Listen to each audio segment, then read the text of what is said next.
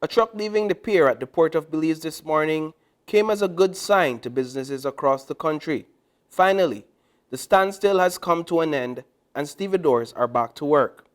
Concerns were growing among stakeholders in the shipping industry and import and export sectors over the impasse between the stevedores and their employers at the Port of Belize Limited.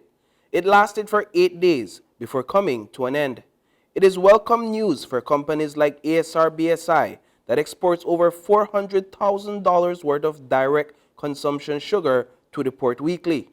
Even though work has resumed, the dead stop at the port will still have lasting implications, as Roy Martinez, Regional Commercial Director at ASR BSI, told us earlier this week. Let's say the strike is cut off tomorrow and the vessels start coming in over the weekend. There's not enough empty containers because no vessels have come in. And if the vessel does come in, they'll discharge those loaded containers. It'll take a week or two for those customers on the import side to discharge those containers, unload their imports. And it'll take maybe a couple of days or a week for those empty containers to be given in our possession and enough time for us to load those containers with exports of sugar. So it's not that simple as, okay, the vessels start coming in today, the sugar start, exporting. It's every single week, it's going to be a delay, and you end up having a sugar export delay of 2 to 3 weeks. Already experiencing a backlog on the import of its products, Belize Queen Freight Services asked its customers to be patient, noting, quote, "Due to the backlog and uncertainty as to the order of release, we're asking for patience and understanding," end quote. Even with the return to work, the Port of Belize is preparing to file a lawsuit against the Christian Workers Union for the large sum of money it says was lost during the impasse, referring to the strike action as illegal. This morning, Andy Lane, CEO at the Port of Belize, told us via text, quote, "For those who break the law, consequences must always exist. Our customers and us have suffered significant income losses due to the illegal strike. This will be addressed through established protocols," end quote.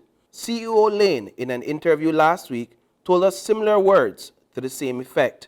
There is a tribunal in progress which the union continually tries to disrupt and walk away from or simply don't turn up for. And that's where that discussion should be had.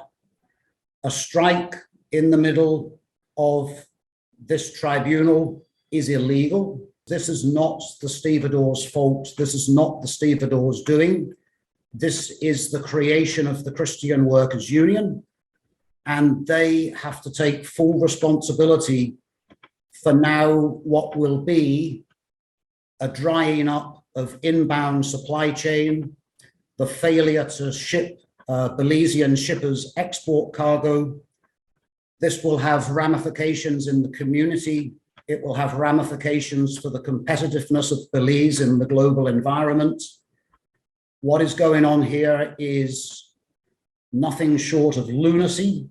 On Thursday, the Essential Services Tribunal made its ruling, declaring that the parties begin negotiations for payment under the redundancy package as agreed on the 6th of March 2020. The letter being referred to here was signed on the 6th of March 2020 by former CEO at the Port of Belize Arturo Vasquez, CW President Evan Hyde, and former Minister of State in the Ministry of Labor, Carla Barnett.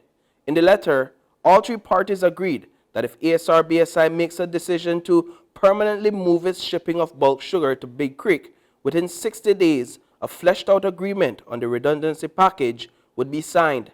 The Christian Workers Union is satisfied with the tribunal's ruling.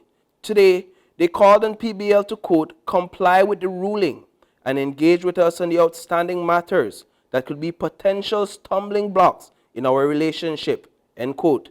So, stevedores are back to their job of loading and unloading of cargo from the ships. The Port of Belize is back to delivering its services to its customers, and the conflicting parties are back in negotiations. Reporting for News 5, I am Paul Lopez.